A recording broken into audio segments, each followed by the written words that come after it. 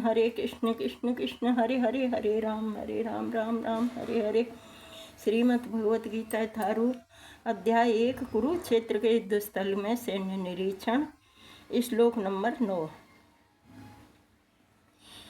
अन्ये च बहवः शूरा मदर्थे त्यक्तजीविताः नानाशस्त्रप्रहरणाः सर्वे युद्धविशारदाः।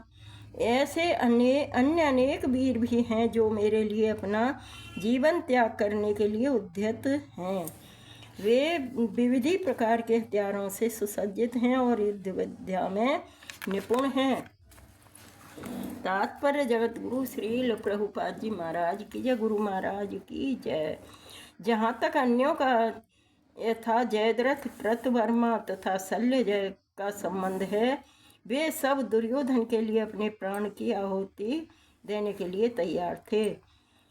दूसरे शब्दों में वह पूर्व निश्चित है कि वे अब पापी दुर्योधन के दल में सम्मिलित होने के कारण कुरुक्षेत्र के युद्ध में मारे जाएंगे। निसंदेह अपने मित्रों की संयुक्त शक्ति के कारण दुर्योधन अपनी विजय के प्रति आश्वस्त था। अपर्याप्त तद अस्माकं बलं भीष्माभिरक्षितं पर्याप्तं त्वेदमेतेषां बलं भीमाभिरक्षितम्। हमारी शक्ति अपरिमेय है और हम सब पितामह द्वारा भली भांति संरक्षित हैं, जबकि पांडवों की शक्ति भीम द्वारा भली भांति संरक्षित होकर भी सीमित है। तात्पर्य जगत गुरु श्रील प्रभुपाद जी महाराज की जय, गुरु महाराज की जय। यहाँ पर दुर्योधन ने तुलनात्मक शक्ति का अनुमान प्रस्तुत किया है। वह सोचता है कि अत्यंत अनुभवी सेनानायक भीष्म पितामह के द्वारा विशेष रूप से संरक्षित होने के कारण उसकी सशस्त्र सेनाओं की शक्ति अपरिमेय है। दूसरी ओर पांडवों की सेनाएं सीमित हैं, क्योंकि उनकी सुरक्षा कम अनुभवी नायक भीम द्वारा की जा रही है, जो भीष्म की तुलना में नगण्य है। दुर्योधन सदैव भीम से ईर्ष्या करता था, क्योंकि वह जानता था कि यदि उसकी मृत्यु कभी भी हुई तो वह भीम के द्वारा ही होगी।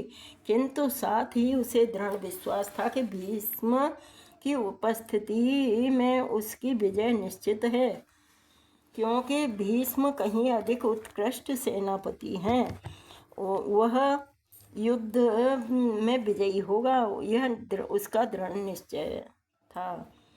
अयनेषु च सर्वेषु यथा भागमवस्थितः भीष्ममेवाभिरक्षन्तु भवन्तुः सर्व एव हि। अतएव सैन्य व्यूह में अपने अपने मोर्चों पर खड़े रहकर आप सभी भीष्म पितामह की पूरी सहायता दें। तात्पर्य जगत गुरु श्रील प्रभुपाद जी महाराज की जय, गुरु महाराज की जय।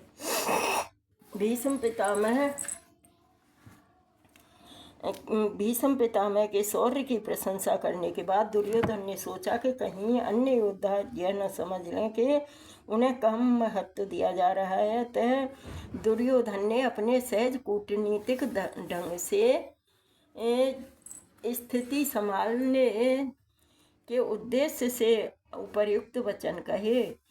उसने बलपूर्वक कहा कि भीष्मदेव निसंदेह महानतम योद्धा हैं, किंतु अब वे वृद्ध हो चुके हैं। अतः प्रत्येक सैनिक को चाहिए कि चारों ओर से उनकी सुरक्षा का विशेष ध्यान रखें। हो सकता है कि वे एक दिशा में युद्ध करने में लग जाएं और शत्रु इस व्यस्तता का लाभ उठा लें। अतः यह आवश्यक है कि अन्य योद्धा मोर्चों पर अपनी अपनी स्थिति पर अड़िग रहें और शत्रु को व्यूह न तोड़ने दें। दुर्योधन को पूर्ण विश्वास था कि कुरुओं की विजय भीष्मदेव की उपस्थिति पर निर्भर है। उसे युद्ध में भीष्मदेव तथा द्रोणाचार्य के पूर्ण सहयोग की आशा थी, क्योंकि वह अच्छी तरह जानता था कि इन दोनों ने उस समय एक शब्द भी नहीं बोला।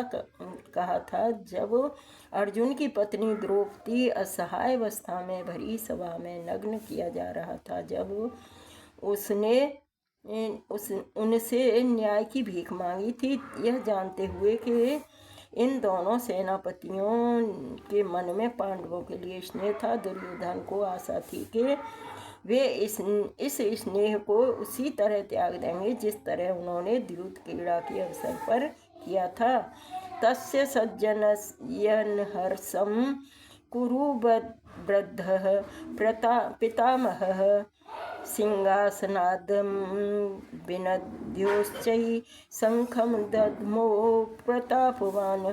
तब कुरु वंश के वयोवृद्ध परम प्रतापी एवं वृद्ध पितामह ने सिंह गर्जना से ध्वनि करने वाले अपने शंख को उच्च स्वर से बजाया, जिससे दुर्योधन को हर्ष हुआ।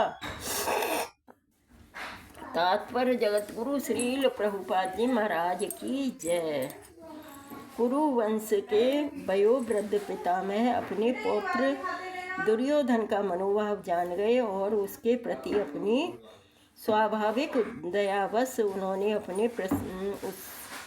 उसे प्रसन्न करने के लिए अत्यंत उच्च स्वर से अपना शंख बजाया, जो उनकी सिंह के समान स्थिति के अनुरूप था।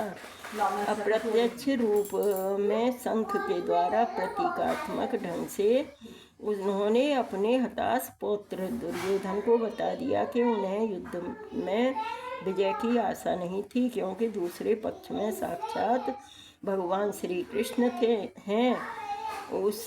फिर भी युद्ध का मार्गदर्शन करना उनका कर्तव्य था और इस संबंध में वे कोई कसर नहीं रखेंगे। हरे कृष्ण कृष्ण कृष्ण हरे हरे, हरे राम राम राम हरे हरे। तो भीष्म पितामह बेशक बहुत अच्छे योद्धा थे, लेकिन कृष्ण के सामने कुछ नहीं थे। तो कृष्ण दूसरे पक्ष में कृष्ण है, इस वजह से भीष्म पितामह को भी अपनी विजय की आशा नहीं है। और आगे देखते हैं क्या होता है। हरे कृष्ण कृष्ण कृष्ण हरे हरे, हरे राम राम राम हरे हरे। श्रीमद् भगवत गीता यथारूप की जय। हरे कृष्ण।